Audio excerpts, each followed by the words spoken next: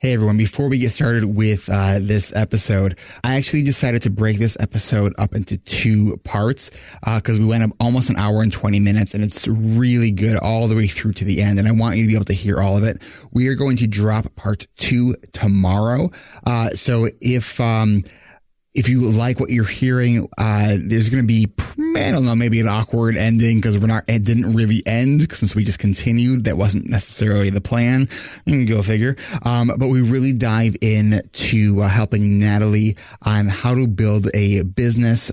She's an occupational therapist and we want for you to hear all of it. And I understand, cause I've been trying to get all of these episodes to be shorter as of lately. And, I've gotten some good feedback on that. So I'm going to keep that going. So part 2 will drop in your feed tomorrow. Here is part 1. Natalie, you and I were actually talking a little bit before we started recording the show and just catching up. Natalie was actually helping me a little bit the other day, just as a friend, and was just phenomenal. So I wanted to tell you that, this is brilliant. When I read your Mastermind, it almost made me tear up as an ADHD person who is actually currently disabled with a chronic pain condition, who has been let down by the healthcare system. The world totally needs you to do this. ADHD reWired episode. This is the podcast for those of us with really good intentions and a slightly wandering attention. I'm Eric Tivers. I'm a licensed clinical social worker by training and a coach by design. I'm your host and I have ADHD. ADHD reWired is more than just a podcast. We are a community. We are wired for connection and you are not alone. Go to ADHDrewired.com to learn how you can join us in our free secret Facebook group. Get additional resources for every episode, including links to any resources we mention on today's show. You can support us on Patreon, sign up for our email newsletter, you can request podcast postcards to distribute to your clients and support groups, and you can learn all about our intensive online video-based coaching and accountability groups. You can do all of this at our website, ADHDrewired.com. We know that starting is the hardest part, so let's get started. Welcome back to another episode of ADHD reWired. We have our second of potentially 4. I'm not sure if all of our admin are going to be doing masterminds here on the podcast, but we have our second mastermind from our admin from ARC20. So let's just say hello to everyone. We'll start with Erica. Hello. Hello there. And Jessica. Hello. And chances are you heard Blake last week. Hello, Blake. Hello. And Natalie. Hey. And Natalie is in the hot seat today. All right, Natalie, why don't you kick it off for us? Tell us what we can help you with. Okay. So I've decided that I want to start a business, and I decided this a week ago. So there isn't a lot that has happened as far as what I have done, but I have good ideas and I'm very excited, and I've been down some researching rabbit holes, but that's it. And I would like to start my own occupational therapy practice. And for those who are listening, occupational therapy, what we do is we help people do the things that they want to do, or otherwise the things that occupy their time, which we call occupations. And we do various things like activity analysis, environmental adaptions, and different things like that, to help assist people in reaching their goals functionally. So I have been doing this for 3-ish years. I graduated 3 years ago. And unfortunately, I am already feeling some burnout, not due to my love of my job, but to the restrictions that just the healthcare system in general puts on us as far as note-taking, productivity standards. You have to prove every single little thing you do, so that they'll, pay out. And it's, ultimately unnecessary. And most of the time they don't even look at it. But then if they do, And it's just terrible. And I come home from an 8-hour day of just constant running, exhausted and unable to do anything else with my life, which I have a lot of things that I would like to do with my life. And I'm very passionate about the LGBT community and about invisible illnesses. So I was hoping to build my own practice in which I use a cash system. They call it cash practices, where you don't do insurance, but you can provide papers to people where they can send the receipt to the insurance company, but I wouldn't have to do anything. And ultimately, it can be cheaper for people depending on their copays. I want to do that. And I specifically want to work with invisible illnesses and with the trans community, probably. Invisible illnesses being things like us, ADHD, or things like fibromyalgia or arthritis or chronic pain or, chronic fatigue syndrome or Ehlers-Danlos syndrome. There's like a bunch of I said that wrong. Ehlers-Danlos. I can never say that. It doesn't matter. So things like that. And I want to do it virtually, so that I can reach multiple people across the communities, but I also want to possibly do it a mix. So maybe people in my area going to their home once or twice, but then doing virtual the rest of the time, so that I can really evaluate home spaces and talk about adaptions that can happen within the household outside of yourself. We're not fixing you, we're fixing your environment. And that's part of my qualms with the healthcare system too. It's like we're trying to fix people who aren't broken. We need to fix their environments and their systems and their routines, not them. So that's what I want to do as a business. I know enough to know I can do it. I don't know anything else. Okay. And do you have the licensure to be able to do your own private practice? Because I know in social work, you need to have be a licensed a licensed clinical social worker to actually have your own private practice. Is that similar in OT? It's different state to state. Okay. From what I looked in Indiana, and generally in most states, if I'm working within the realm of wellness and prevention, I can have my own practice. I can't get referrals from doctors to rehab injury. Okay. But if I want to work with invisible illnesses, that's not actually necessary. That's pre-existing. Okay. So is it similar to the idea that like myself as a clinical social worker, I do coaching. While there may be a murky gray area there, it does allow for more flexibility in how I work. Is it similar to that? Exactly. Okay. It's really similar to that. Okay. All right. So your niche of especially with the LGBT community and the trans community. What is that? How big of a community is there in the area where you are at? And I know you said you want to do virtually, but I was just curious about your local community. So my local community, Indianapolis, there's actually a large LGBT community in Indianapolis. If you look at the whole of Indiana, there isn't. But in Indianapolis, there is, because if you're living in Indiana and you're gay, you're going to go to Indianapolis. And you're near that? You know that area? I'm right out. I'm in Fishers, so I'm right outside of Indianapolis. Okay. I can get to the other side, to the other suburb on the other side of Indianapolis within 45 minutes. Okay. Let's see if anyone has questions for kind of clarification first, and then we can just kind of dive right in. No, maybe. Awkward pauses are great on podcasts.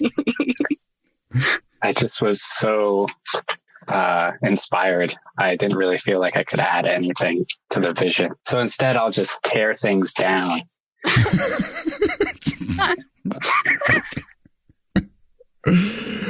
Oh, man. Like, I just realized you remind me. What's that guy's name that has like this super deadpan like humor? He's a comedian. It might come to me later. All right, let's get back to the mastermind, shall we? I would love to talk about how funny you all think I am, but instead I'd rather talk about Natalie. And I think one of the things that struck me the most is how concise and put together your thoughts are.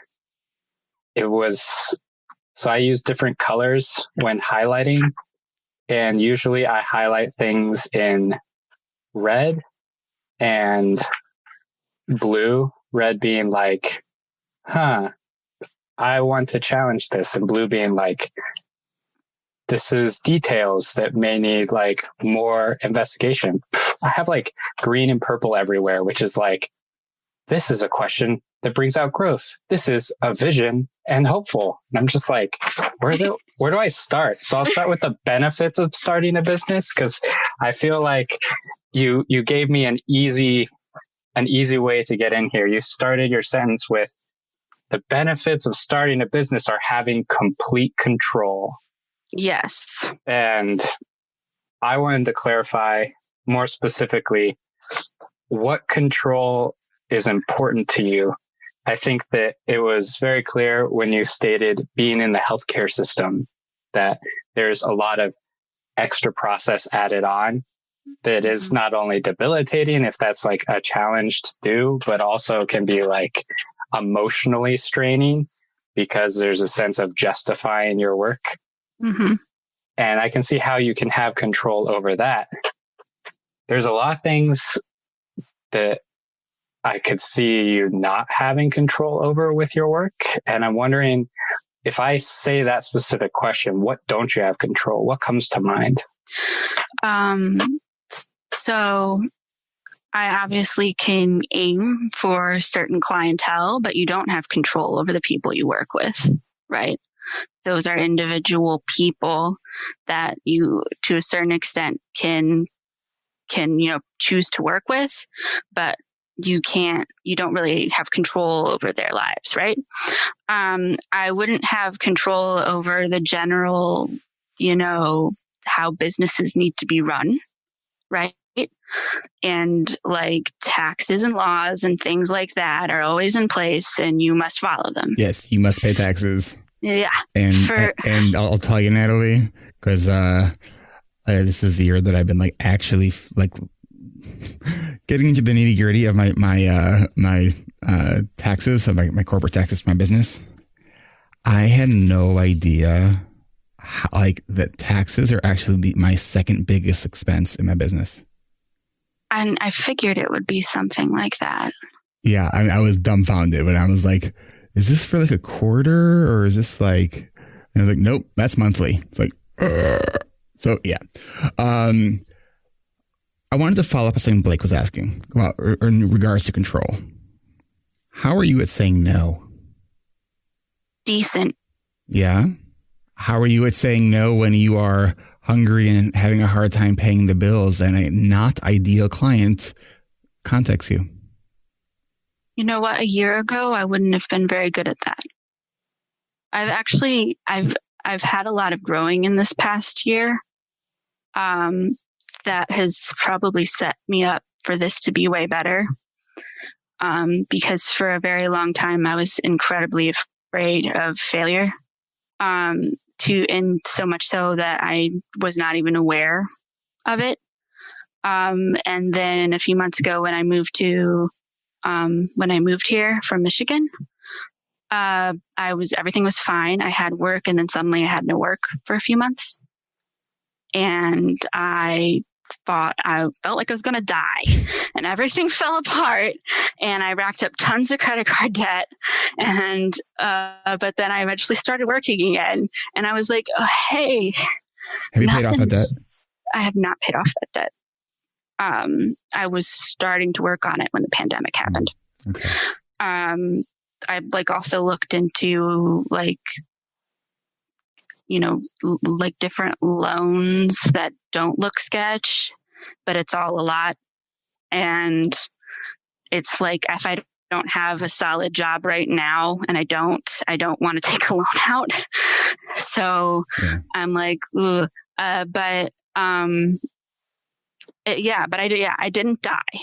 Right. Because you don't want to be operating a business in a place of scarcity. Because I know for myself, I've entered that mindset periodically throughout the years that I've been in business for myself. And it's so counterproductive. It is so counterproductive. Let's check in with Erica. I have like a gazillion ideas on this because I love practice building because I've done it and I've helped a lot of people with it. So, but I want to hear what Erica has to say. So my questions are a little more pedestrian, but I did wonder two things. One is anyone else doing this model that you know of in the OT world, or have you seen someone do this or anything like that? Not that you have to, but which model business what you're talking about, the new, the kind of virtual and going, yes, calling on different people in the community. So people are doing this. Yes. I wasn't sure that they were until this week when I really digged into it. And there's a bunch of people who do this. Yeah. Oh, so great. So you could even connect with them and just see how they're doing things. Mm-hmm. And the other thing is just about budgets and just knowing what your monthly, do you know what your monthly nut is and what you would need to make to just keep the light, your own lights on and food and all of that. Do you have that number in mind, or do you know it yet? I know. Oh, I don't know it at this second, but there is a spreadsheet I could pull up right now and tell you. So I know it, but I don't. Yeah. Good. So it's just a good start to say, what do I need to make? So I just was wondering about those kinds of things. Jessica? Hey, so, Natalie, you and I were actually talking a little bit before we started recording the show and just catching up. Natalie was actually helping me a little bit the other day, just as a friend, and was just phenomenal. So I wanted to tell you that, this is brilliant. When I read your Mastermind, it almost made me tear up as an ADHD person who is actually currently disabled with a chronic pain condition, who has been let down by the healthcare system. The world totally needs you to do this. And there's so much that you've already done. For people who are listening, you don't have this amazing paper in front of us where we get to read the details of everything. But, Natalie, one of your questions is, where do I start? And having worked with people and helping them get businesses off myself, I'm in real estate and I have a business partner and we're both building a business. This is one of my passions. And I have to say that from the people that I've talked to, I have not seen anyone who has a concept of a business within the last week that is this good, where they have this much figured out already. You've already figured out your ideal client. You already have a vision. You already know exactly what you want and where you want to go. So you're just in an amazing position. And my question would be, with your fears around worrying about being disorganized, what is it in particular that you think might get in the way for you there? So I'm actually, I'm fairly organized as a person, especially for a person with ADHD. I was one of those ADHDers that didn't know she had ADHD until she was out of school because she was so good at school. So for me, it's not that I don't know how to organize. It's that I don't know how to organize this. What about this? Define that. A business. Mostly because I just don't really get how businesses work. So it's not an organization problem. It's a creation problem, right? You don't know how to create this. Once you got to go in, the organization will be fine. When we think about organizing something, we kind of think about maintaining something that's already established. You are trying to do one of the most vulnerable things there is, and that's to create something from nothing. That's it, isn't it? It is. That makes so much more sense because I don't. Because that means you get to write the rules.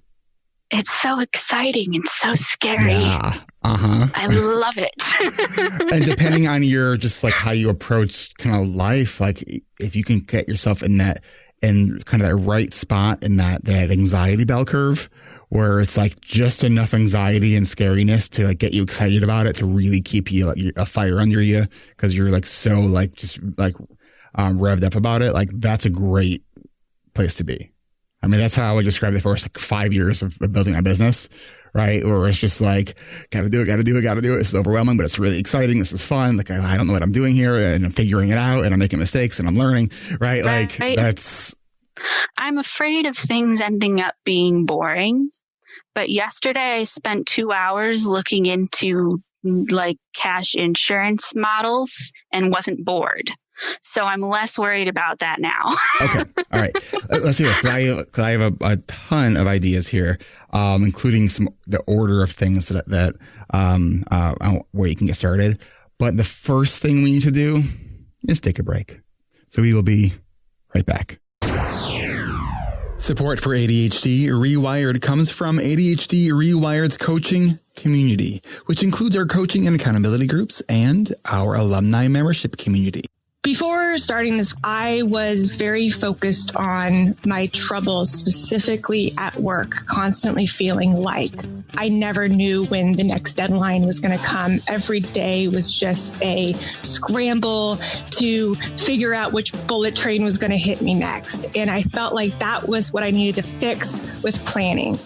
And what I really learned was that planning starts at the top. You start with the goals that you want to achieve, and that dictates your year. And that year dictates your quarter and your month and your week, and then finally your day.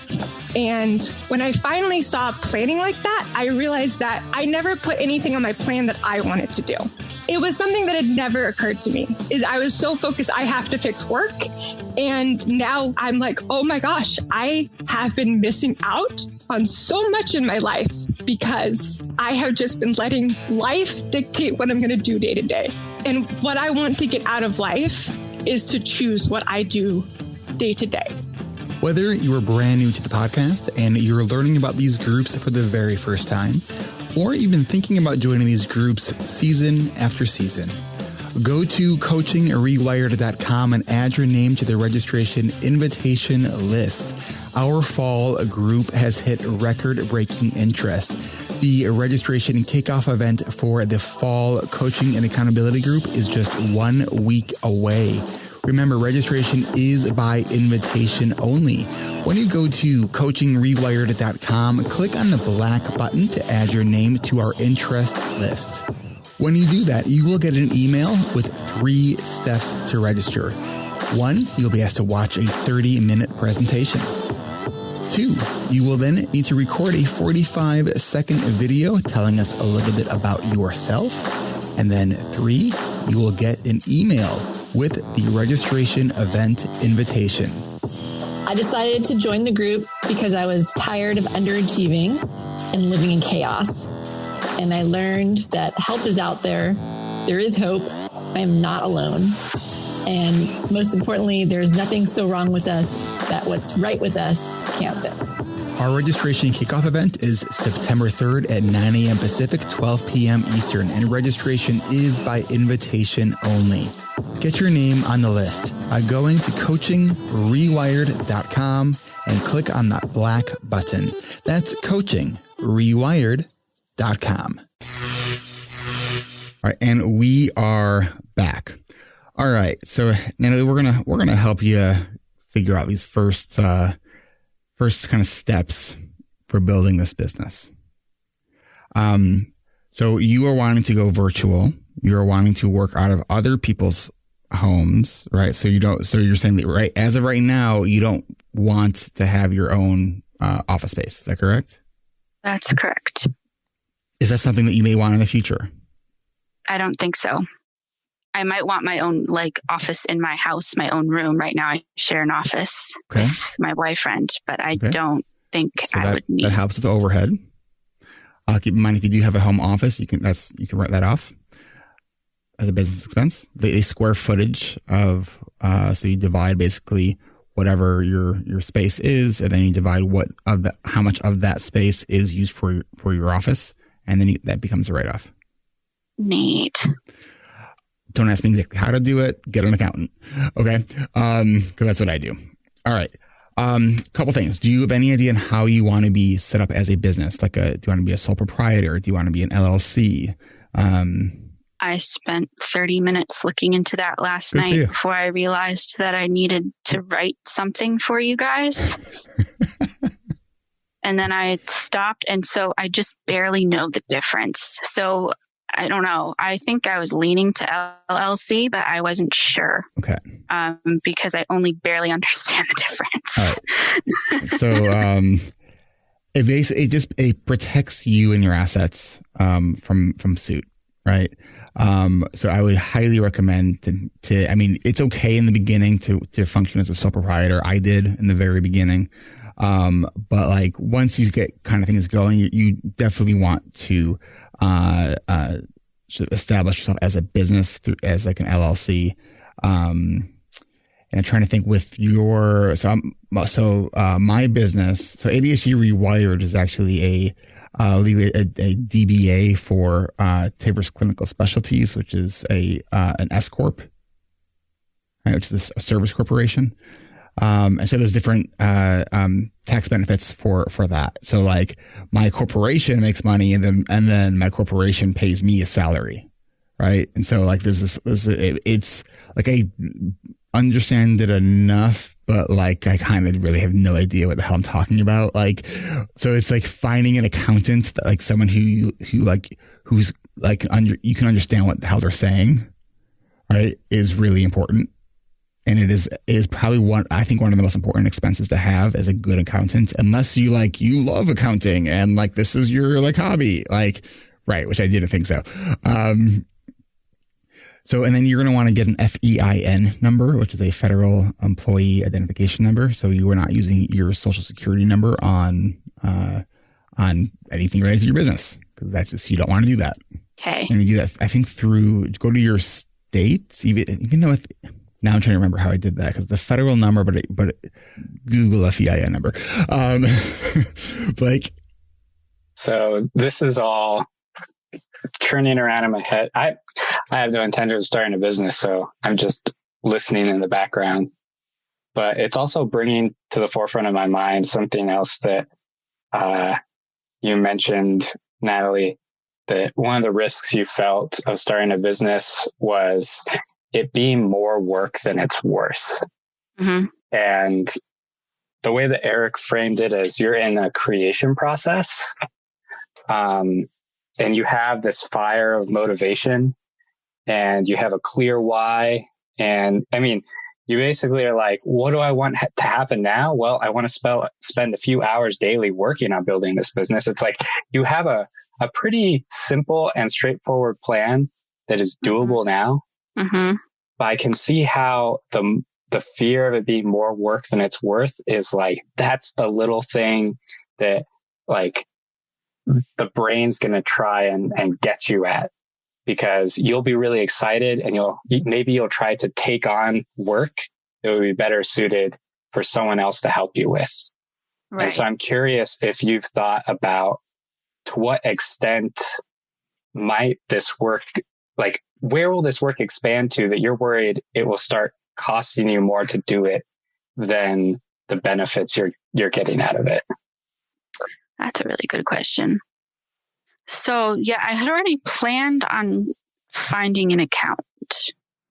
So I figured that would help with a lot of the work that would leave me stuck and annoyed, right? So,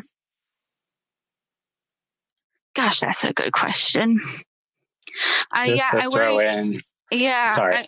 I guess I worry about it like becoming like some sort of beast, but I don't think it will. I think it's like one of those fake worries. Natalie, I think that you are able to rein in beasts even if you create a beast. Oh, thank you. No, truly. I mean, it's like, this is part of like, here's the thing that I love about entrepreneurship. It's kind of like we tend to be the kind of like leap then look kind of people who start businesses, right? Because if we really knew all of the stuff that was involved beforehand, like we probably wouldn't start the business. But we're always like, at least from speaking for myself and a lot of entrepreneurs that I have spoken with who have ADHD, like it was completely worth it. And we're glad that we didn't actually know everything going into it. Mm-hmm. Right. It's kind of part of the fun. Yeah. So what I want to do is let's take a quick break. We will be right back. This podcast is brought to you by our patrons over at ADHDrewired.com/Patreon. I would like to welcome Sandra S. and the Crowded Brains podcast at $5. I think you just got some advertising for your podcast of $5. Hey, if you're a business and you want a shout out, I think we need to ask that you pitch in a little bit more. But you're welcome for your shout out at $5. And we had an anonymous patron who gave at $10. Thank you, everyone, for contributing. Consider giving at ADHDrewired.com/Patreon. If you're able to support this podcast, I really do thank you. If you're one of the people who has been giving at the $25 a month level, if you're listening to this on the day that it came out, our next group coaching call for our patrons that we do once a month is today, Tuesday, August 25th at 1 p.m. Pacific, 4 p.m. Eastern. Our group coaching calls for our patrons are every fourth Tuesday of the month at 1 p.m. Pacific, 4 p.m. Eastern. And you can take part in that by becoming a patron at the $25 a month level. But if you can't support this podcast financially, I know that there are lots of people going through a hard financial time right now. What you can do is leave a rating and review on your favorite podcast player. That really is a great way that you can support the podcast. All of your support is appreciated. To become a patron, go to ADHDrewired.com and just click the Patreon tab at the top of the page, or just go to ADHDrewired.com/Patreon. Patreon is Patreon. That's ADHDrewired.com/Patreon. And thanks. If you are brand new to the podcast, I want you to know that we have 2 other podcasts on the ADHD Rewired Podcast Network.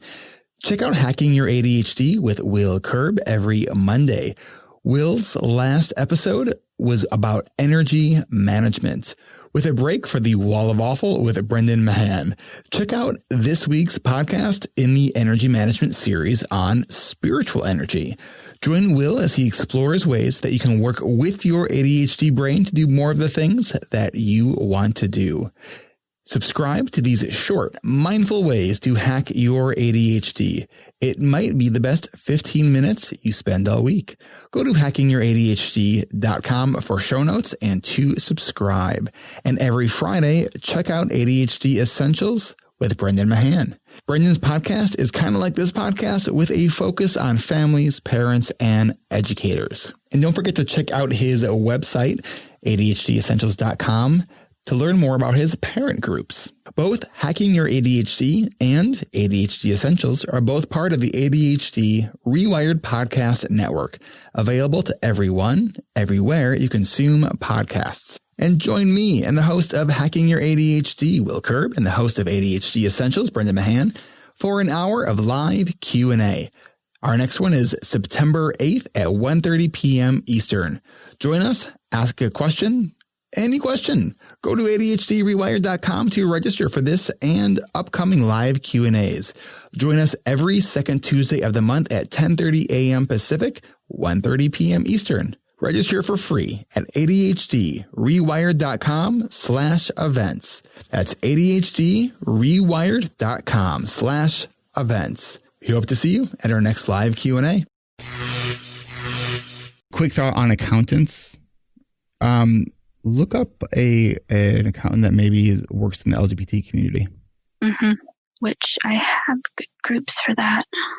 Quick question, and then some follow-up questions. So first of all, you're in this like beginning phase. So your ideas are just popping left and right. Do you have a parking lot for those ideas currently?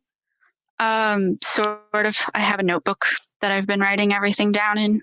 Okay. So If a piece of paper is a parking lot, is a notebook a parking garage? yes, that metaphor follows. Excellent. This is what I'll be thinking about the rest of the episode. Yeah, that's wow. That was priceless. Sorry. Okay, All so you have a parking lot and or garage, and does that tend to work better for you, analog versus digital? Are you more of an analog person? Kind of an OT question, isn't it? Yeah, it is kind of an OT question. For some things, I'm more analog and some things I'm more digital. When it comes to parking lots of ideas, definitely analog. Okay, perfect. Then you're where you need to be for that. So that's perfect. You mentioned that you have a YouTube channel, your Polly Panvan channel. Mm-hmm. So I'm curious, how developed is your audience on that so far? And where are you with that YouTube channel? It is not very developed at all. Is it still going, or did you run out of gas? I ran out of gas. Ha! I ran out of gas. I discovered just in case listeners were like, wait, what? The Polly Panvan? It's like a RV. Yeah. Okay. Yeah. It's I ran out of gas for it, not because I didn't have ideas or that I didn't have things that I wanted to say, but that I didn't really like video editing. And if you want to be a YouTuber, you need to at least, tolerate video editing. Or have a team, but that's usually not how it starts. Yeah. But my boyfriend wants to learn video editing. And offered to do that. And we want to do that because we want to eventually live out of the RV, which is why I want a virtual company. And RVOT. RVOT. That kind of sounds fun. That does sound fun. I don't know if that... Or the OTRV. I don't know if that speaks to the people that I want, though. It's not like I'm working with people who specifically live in RVs. But your whole office environment is your RV. That's more square footage. And it comes to you. The idea of like an OTRV, like the RV comes to you. Yes, that's part of it, is that I want to have this virtual company, and then I can go to people in different states if I would like to help people. And then I want to make it part of my YouTube channel to do interviews and things to educate people about the trans community and trans health issues, and about alternative living in general. So living out of RVs and, different lifestyles and how they can function and are, valuable and good ways of living. Let me see this. So, circling back to a question I asked you in the very beginning, about sort of like licensure, like what would be involved for you to get that next level licensure that would give you more, not just like, I don't know, is credibility, because letters give credibility, but also the ability to charge more? Okay. So there's a few different things that you can do. There's special interests, continuing educations, which give you letters in your special interests after your name. I'd probably go for mental illness as my area if I were to do that. But to do that, you need to have a certain amount of hours working as an OT in certain facilities, not necessarily within your own businesses. There's a lot of stuff that you have to do to get those letters. You could get a doctorate, but the main hang up, I have everything I need to make a business right now. I would need to bill insurance to, like, is the way at least that I understood the law. Why? In Indiana, to do rehab, because then I would have like a relationship with the hospitals. If that's what you choose. If that's what I choose, I would investigate that further, because I'm like, I don't think that having a license like makes you tied to required working with a certain organization, meaning the insurance companies. It was just how, from what I read, and I didn't reach out to anyone else for help at that point. This I researched for a couple of hours a few months ago when I initially was trying to start my own little thing on a website called Sprout Step, which is like a website for life coaches and healthcare professionals to sort of advertise, but they take a lot of money out, and then you're registering with them with a W-4. And it was like, and so then I stopped. But I was like, well, to do this, what would I need to know about filing through insurance and everything? And that's what I researched. And so from what I could tell, and that's where I knew that wellness and prevention, I wouldn't lose my license if I worked on wellness and prevention without working with other companies and without working with insurances. Okay. And that I think I latched onto. You're probably right. There's probably more details here that I do not know that would be worth knowing. Because here's the thing, like in healthcare, right? There are people kind of like me who are, I feel, pushing our field forward. And then there are the old curmudgeon people who are like, you can't do that. This isn't how we traditionally do things, right? And I'm just like, you're going to get left behind, because I think that we need to meet people where they're at and where people are. They're online, right? And, and I think thanks to COVID, we have a huge accident or a coincidental experiment of how healthcare is provided, right? And so I think that as a result, we're going to find a lot more, I'm hoping, a lot more leeway in flexible ways in which people can work and provide effective services to people in the healthcare field. Yeah, I completely agree. I'm a member of the American Occupational Therapy Association. And what I love about my association is that they like to push things. And like I've been to a few occupational therapy conferences, the national ones. And there's always people who are talking about telehealth and about like, well, this is how you like do this thing and that and the other. It's a very creative profession. And so in that sort of way, and then they're like, you can work as an OT in a lot of areas, not as an OT. They talk about that in school even. And how you like try to apply and find those positions. I'm to the point where I'm like, I want to make this position. Yes, absolutely. But it's so there's like a lot of resources there, but it's like, that's part of the thing. I'm not really amazing at digging through laws and digging through but I've joined some entrepreneur Facebook groups, OT entrepreneur Facebook groups. And I like, yeah. One of the other not super fun expenses that I would really urge you to get early on is an attorney. I was asking people if I should get an attorney, and I was getting mixed answers. Yes. Okay.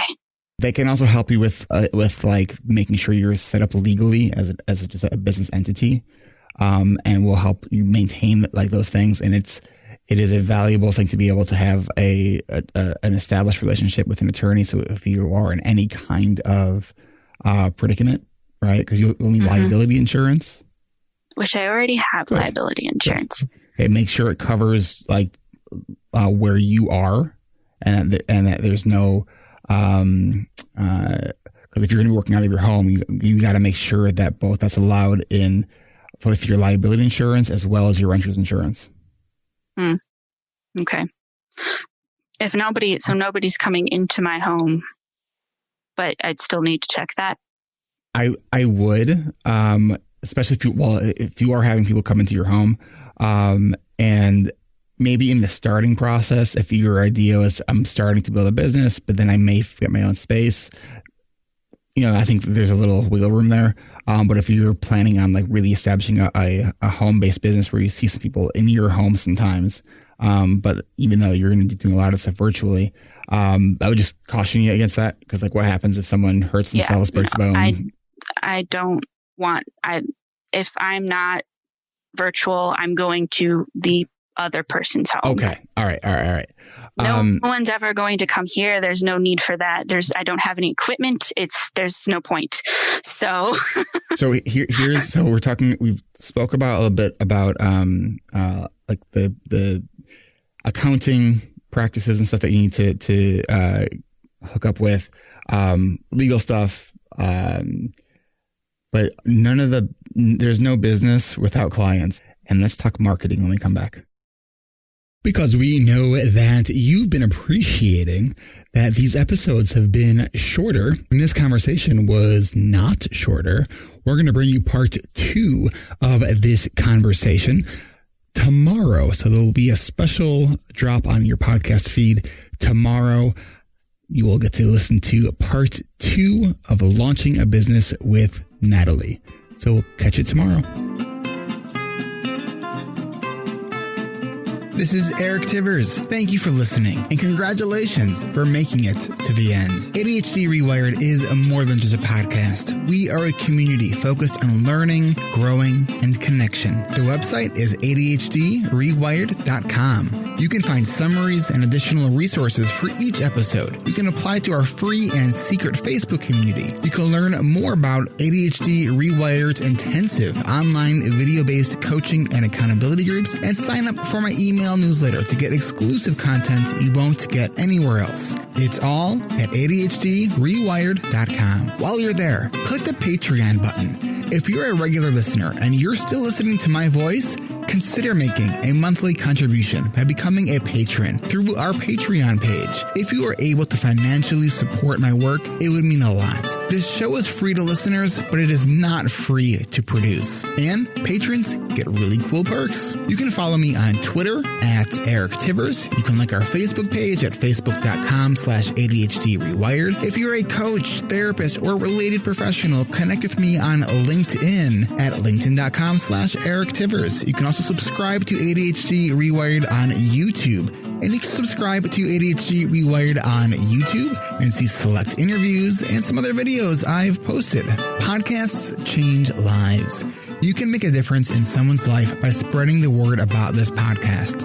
Mention it in your online communities on Facebook, Twitter, Reddit, or wherever you hang out online. And be sure to share it with your friends and your family and your clients, as well as your coaches, therapists, and doctors. And if you're a coach, therapist, doctor, or ADHD support group leader, and you would like a pack of podcast postcards to hand out, you can request those at my website, ADHDrewired.com. And if you're a member of CHAD or any other ADHD support group, please be sure to tell them about this podcast. You can even show them how to download it on their phone. You know, you might be the person that turns somebody on to a podcast for the very first time. And if you really love this episode, please consider hitting share on your podcast player. I'm only one person, and I count on you to help me spread the message. One of the biggest things that you can do to support this podcast and to help other people discover it is to leave an honest rating and review on Apple Podcasts, Stitcher, or any other podcast app that accepts ratings and reviews. And don't forget to hit subscribe on this podcast on your podcast app so new episodes are automatically pushed to your favorite podcast app. Looking for more ways to listen and learn? Get a free audiobook and a 30-day free trial at audibletrial.com/ADHD Rewired. Not sure where to start? In no particular order. Check out Atomic Habits by James Clear, The Body Keeps Score by Bessel van der Kolk, 10% Happier, and Meditation for Fidgety Skeptics. These are both by Dan Harris. Change Your Questions and Change Your Life by Marilee G. Adams. The One Thing by Gary Keller and Jay Papasan. Procrastinate on Purpose by Rory Vaden. The 4 Tendencies by Gretchen Rubin. Do you have trouble asking for help? Listen to The Art of Asking by Amanda Palmer. It's one of the best produced audiobooks I've ever heard. If you're looking for something a little bit more, say, magical. I unexpectedly fell in love with the Harry Potter series, and I don't usually listen to those kinds of books, and I loved it. And of course, if you haven't yet boarded the Brene Brown bus yet, check out Brene Brown's books, starting with The Gifts of Imperfection, Daring Greatly, Rising Strong, The Power of Vulnerability, and if you're an entrepreneur or leader in any capacity, check out her 2018 book, Dare to Lead. And Brene still is my most wanted guest, so if you know Brene, and you would be so kind to make that connection for me, I would be really, really grateful. You know who else I would like to have on the show? You. Click the podcast tab at ADHDrewired.com and then click the Be a Guest button at the top of that page and schedule a 15-minute pre-interview. This is Eric Tivers, reminding you to keep learning, keep growing, and keep connecting. Self-care is not selfish, and no matter what gets done or doesn't get done, at the end of the day, you are still enough. And no matter how hard it feels, we can do hard things. Thanks for listening. I'll catch you next week.